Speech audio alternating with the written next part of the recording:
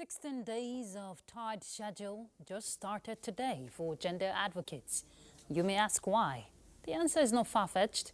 It is November 25th, a special moment to observe the International Day for the Elimination of Violence Against Women. It is the beginning of the launch of the Unite campaign, an initiative of 16 days of activism concluding on the day that commemorates the International Human Rights Day, that is 10th December. The 2024 edition is quite unique because the slogan is actually frightening. That is, every 10 minutes, a woman is killed. Hashtag no excuse. It is on this scary note, gender advocates are uniting to end violence against women by drawing government attention to the alarming cases of gender-based violence. For instance, UN records show that an estimated 736 million women have experienced physical or sexual violence. It is really a disturbing trend. And NTA, a major champion in the campaign against gender-based violence, can't keep calm in a special day like this. So our focus on Panorama today is on violence against women and how to stem this rising tide. Please be part of the discussion. Thank you for joining us. This is Panorama. I'm Ruth Aguilera.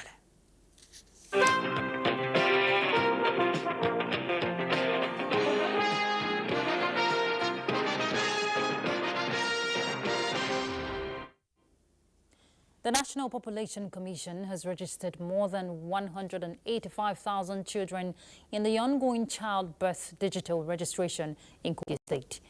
The National Population Commission gave the figure at a stakeholder sensitization forum on e-birth registration organized by the National Orientation Agency in Abuja. Solomon Ayedei reports. The meeting aims at sensitizing media practitioners and other stakeholders in Kogi State on the renewed efforts of the federal government towards having the identities of Nigerians collated in a centralized digital portal. The initiative focuses on digital registration of birth of children from ages 0 to 5 years, launched by the UNICEF in collaboration with the National Orientation Agency and the National Population Commission. If we do the right thing, the national population censuses we keep carrying out every year, every 10 years, may not be necessary. Kogi State Head of Vital Registration, National Population Commission, Mrs. Omar Tarali, explains that 940 volunteers have been engaged, trained and equipped with Android phones for the exercise in line with the directive of the Commission. Out of the 211,314 targets set for Kogi State Office of the NPC, 185,304 children have so far been registered. There is this harmonization committee that has been set up by the federal government. We have 14 agencies in Nigeria that mixes with various ID cards.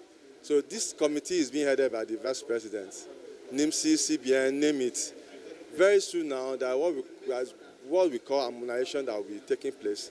In Durban now, you can just be reduced to one card. The exercise is expected to end next month. In Lokoja, Solomon Ayedehi, NTA News. Diabetes has been factored a major cause of disability in Nigeria, accounting for a significant number of cases of kidney failure, heart attack and stroke. The Diabetes Association of Nigeria says Nigeria accounts for about 5% of the global diabetes burden, with approximately 5 million people living with diabetes. And the number is actually projected to rise to 12 million by 2045. Gufan Shaji Ungwaye reports that these issues were highlighted at a sensitization campaign held in Abuja to mark World Diabetes Day. The popular Wuse Market area in Abuja buzzing with activities. On the sidelines is the Diabetes Association of Nigeria.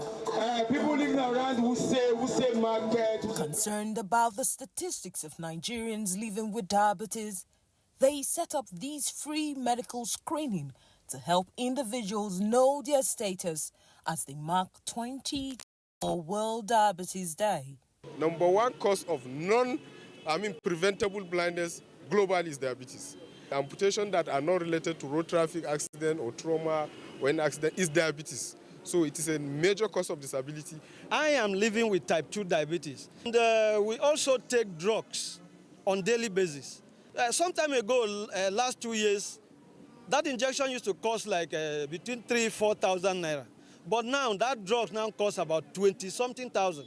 And I take like 3 bottles in a month. There is this sugary and sweetened beverages tax that was passed into law in the past administration. And for some time now, I think sometimes in April, the deductions were stopped.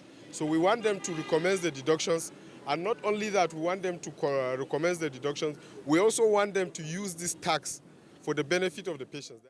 They also advise diabetic patients to adhere strictly to their medication and diet plans and to also seek regular medical checkups to manage their condition effectively. In Abuja, Gufan Shaji Ogwanyi, NTA News.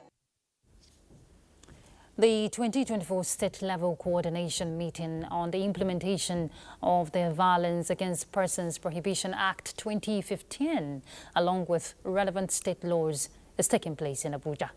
The meeting is coordinated by the National Agency for the Prohibition of Trafficking in Persons, which aligns with the International 16 Days of Activism, that's the 16 Days Activism Against Gender-Based Violence campaign. Amina Baba Suleiman reports that the meeting underscores the critical role community engagement play in the fight against gender-based violence. Stakeholders from various states are sharing their successful initiatives and best practices with the goal of inspiring collaborative efforts and developing innovative solutions tailored to their unique context. Based upon this, we have gathered here today to share information on successes and challenges in implementing the VAP Act and laws in order to strengthen interstate collaboration and coordination, enhance capacity of states in building and ensuring resource sharing, and develop strategies for addressing emerging trends in violence against persons. That this meeting will be of great importance and also will yield a great result as to the strengthening of existing laws and also encourage other states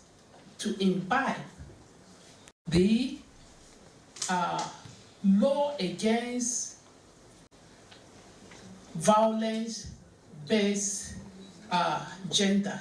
The discussion today will be an opportunity for us to engage on the results achieved so far and how we can better our activities towards achieving the vision of the Beijing conference, including those of the SDG 5.1-3, which aims to achieve gender equality and empower all women and girls. The meeting is expected to also focus on the essential role of data collection and analysis in shaping policy decisions and resource allocation. This year's theme for the campaign is Unite to End Violence Against Women and Girls, highlighting the need for collective action in addressing this pressing issue. And I told you our focus today has to do with the International Day for the Elimination of Violence Against Women. And we have a guest in the studio. Let's welcome Godia Ezeagula. She is a gender activist. Thank you so much for joining us. Thank you for having me. All right, it's really scary when I saw the slogan, #No excuse. Every 10 minutes, you know, a woman is killed because of violence. Share your perspective for us looking at a country like Nigeria where we see this scaring trend keeps happening. You know, in Nigeria, it has been a problem because of the societal norms in Nigeria that also encourage these things, in the sense that women are seen as second-class citizens, you know, and they don't see women as if they bring a lot to the table. So it also enhances these crimes and issues. But the truth of the matter is women play a significant role in Nigeria. So we are advocating for more inclusion for women, for the girl child. we feel if they're educated, if they're trained, if they learn and unlearn things that the society has taught them, it will go a long way in fighting some of these vices. Another thing is if they see a lot of these perpetrators being brought to justice, they are using them, making examples of them, it will also help the girl child or the female child to feel, safer, and will be able to be willing to come out for many things. Because most women, they are okay with their lane, they are okay where they are. They just don't want, to be out there. They don't want to be seen as they are extremely loud, they are too forward, no wonder they are not married, no wonder you're single. All these things has a lot to do with the emotional state of the woman. So if these things can be, we can sensitize the community, make it louder. We're already trying, but if we could put more women in offices, more women out there, encourage them, support them, it will go a long way in fighting these issues. We have laws. We have the VAP Act. We have different laws against violence, violence against women or sexual violence. But the question is actually from the victims themselves. You just talked about, these women not coming out. That's the conspiracy of silence that we always hear about. How, can advocates like yourself and other associations who are pushing this campaign, how can they encourage women to speak out? Because that's where it starts from. I think when we raise more survivor advocates, I've been here, I've gone through this, we give them a voice, we support them, we make people see that they are doing well, whatever their hopes and dreams in life is, we help them to achieve it, and people see that, okay, this person came out, she has been abused or she was almost killed, and she's now rendering her voice to the society, to other women. When we make examples, we make them icons, idols, if I must say. It will also encourage the other women to want to come out, come forward. And if we also, another issue we face is that they are stigmatized. Some of them will be saying, okay, no wonder you were raped, or no wonder you were abused, see what you're wearing, see where you went to, why did you go here? If we start encouraging them to speak and not shame them, not accuse them, not judge them, it will go a long way to know that no matter what I have done or what I was wearing, where I went to, I have the right to still feel safe in my country.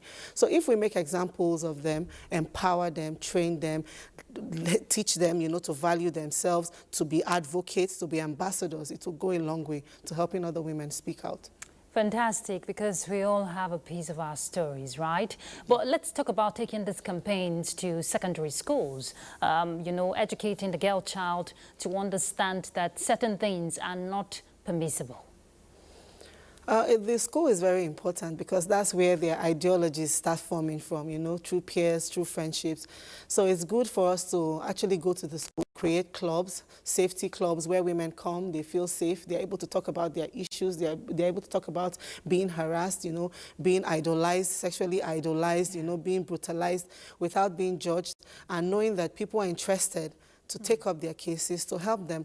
So I would encourage, like what we do at Daughters of Abraham, most times, we go out to schools and we sensitize. So if we do more of these sensitizations, we teach them, we create clubs, where they have, let me say, like support group or support system where they can speak up, they can talk about their issues. It will go a long way from the students. In fact, down to secondary school, JSS, primary schools, you hear girls already being abused, they're already being molested at that tender age. So if we can catch them young by sensitizing the teachers, the school, the educational community, it will go a long way. So where's the place of society in all of these? Talking about their policies, but implementation has always been a question. So how can, advocates like yourselves, NGOs, civil society groups, look into that aspect to ensure that there is a strong legal framework to protect these women? One thing I've realized is partnerships. We can't do it alone. Government can't do it alone. We NGOs can't do it alone. So if we start collaborating, we're holding one another accountable. The CSOs, the NGOs, they come together. There's a network where they are accountable to the government. And the government too, we're able to come together and tell them, okay, these are issues that are not being handled. We can encourage one another. So I feel if we collaborate with the government more, the government cannot do it alone, so they could leverage on using CSOs, using NGOs to also do some of these advocacies. Partnering with us will go a long way into helping these things, to end. All right, and then what about family members? Because sometimes when a woman even tries to speak up, the family members, will want to make her go silent, trying to protect the name of the family or image, so to say. What would you say regarding that? That's a very big issue because that's also one of our major problems in Nigeria, you know, wanting to cover up sin, cover up issues. Let them not say, let them not laugh at us, let them not mock us. And then we create a lot of broken women that cannot, you know, cannot add much value to society because they're already broken, they're already injured.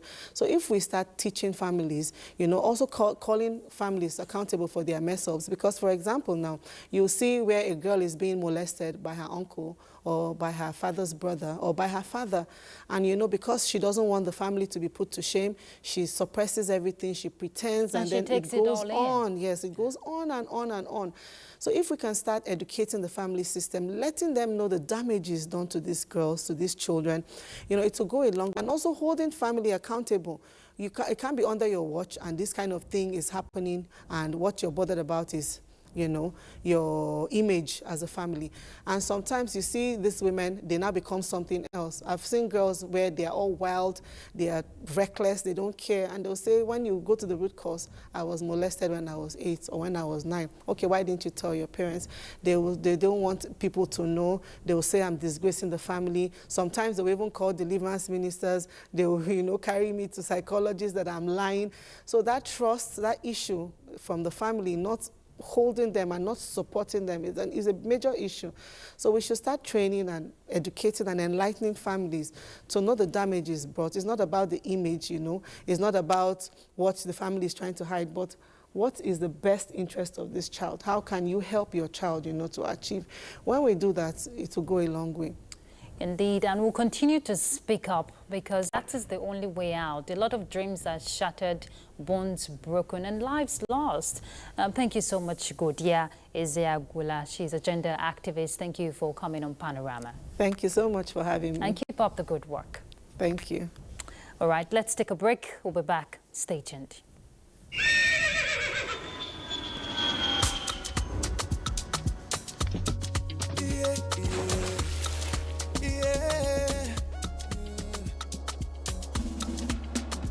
From the Atlantic across the savannah to the Sahara, we rise, a land of the free, we know they tire. We dream great, our spirit is undying. Resilient, rooted like palm tree, we sway in colors, we turn dark into light, we make solutions, we ignite passion, yeah. Diversity is unique, we have more than just solutions. We are Nigeria, strengthening unity, we know they carry lives. We are Nigeria, together live the dream of a land with great destiny. We are Nigeria. I am the real Nigerian. Brought to you by the National Orientation Agency, NOA. In a land of peace and harmony, we cherish our freedom and unity. But around the world, we've seen how protests can spiral into chaos.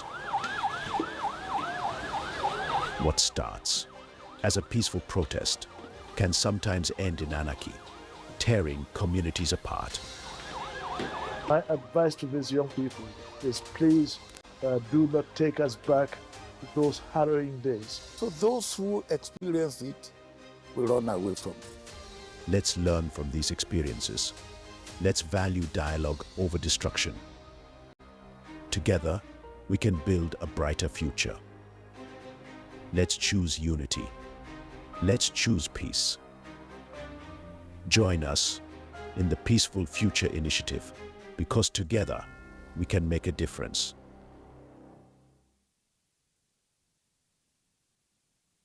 The federal government of Nigeria warns vandals of national assets, electricity transmission towers, cables and other facilities to desist from this act of sabotage. Vandalism is a serious crime punishable under the law. Vandalizing electrical equipment will affect millions of Nigerians, including your loved ones. Remember that national assets belong to all of us, hence the need to protect them. Report all cases of suspicious movement around electrical facilities to security agencies. When you see something, say something. This message is from the Federal Ministry of Information and National Orientation in collaboration with the National Counter-Terrorism Center, NCTC, Office of the National Security Advisor.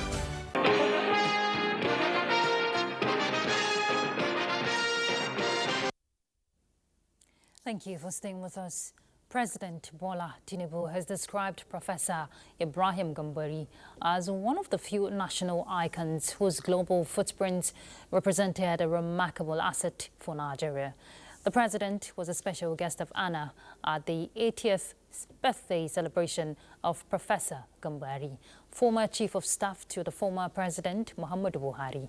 Salihu Gwanara reports that the president, represented by the Minister of Information and National Orientation, Mohammed Idris, extolled the virtues of the octogenarian as a key player in the evolution of modern Nigeria, whose footprints have impacted significantly on diplomacy, democracy, and national development. Career, and we are all proud of him. The president is absolutely proud of the services he has rendered for our country, and the president wishes him many more years of great service to our dear country. Nigerians should look up to the best among them.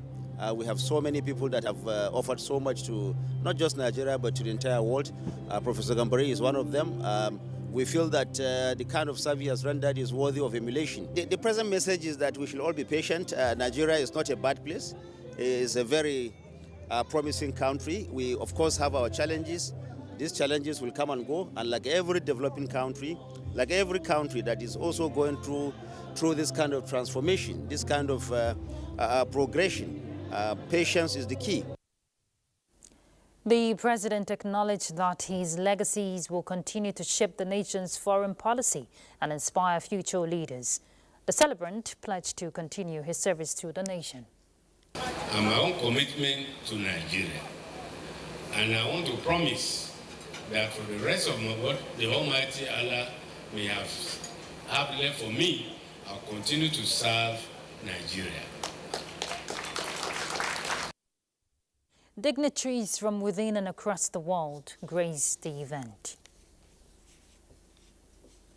In other news, ahead of the 8th Triennial Delegates Conference of the Nigerian Union of Journalists, the Dele Atumbi presidential campaign team was in Uyo, the Akwa Ibom state capital, to seek the state's chapter support. Dele Atumbi says he is poised to reposition the journalism profession. Umo Basiedet reports.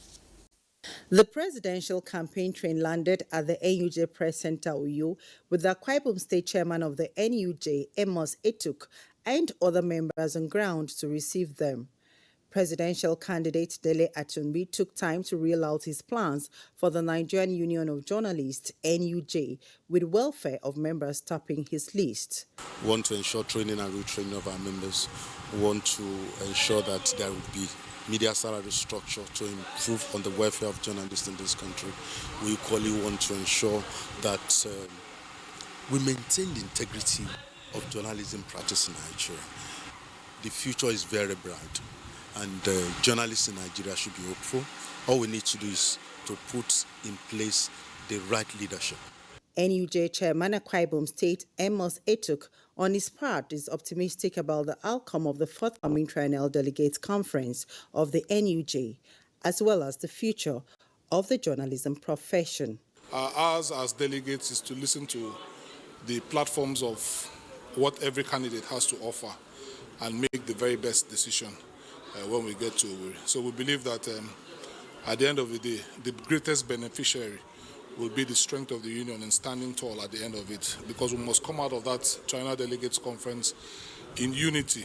High point was the presentation of campaign materials by the Rejuvenation campaign team to the Akwa Ibom State Council of the NUJ. In Uyo, Umar Basidate, NTA News. Well, just to put us in the mood and refresh our memory that today is International Day for the Elimination of Violence Against Women. For you to lend your voice, well, we hear the Speaker of the House of Representatives, Tajuddin Abbas, today led a symbolic walk against gender-based violence in commemoration of this year's International Day for the Elimination of Violence Against Women.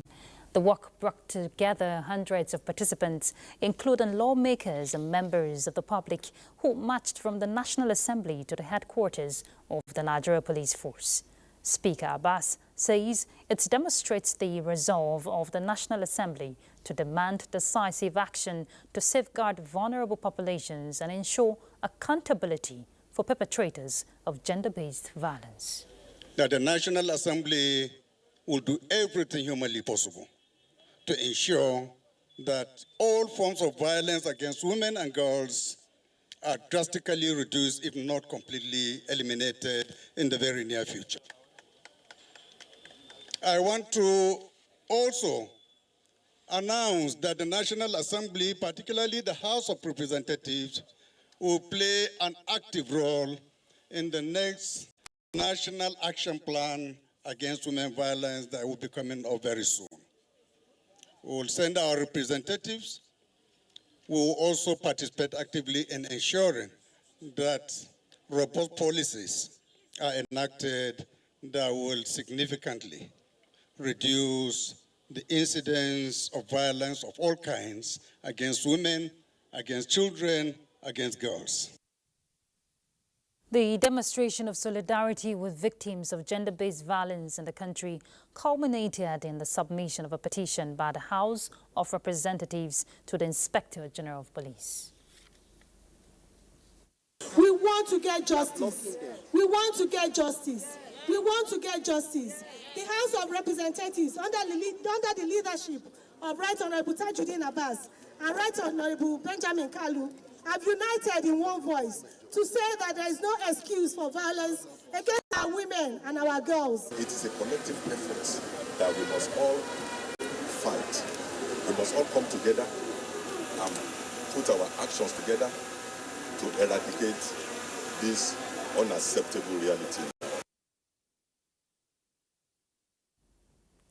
Remember, it's #NoExcuse, so let's unite to end violence against women. And that's Panorama. I'm Ruth Agorella. Bye.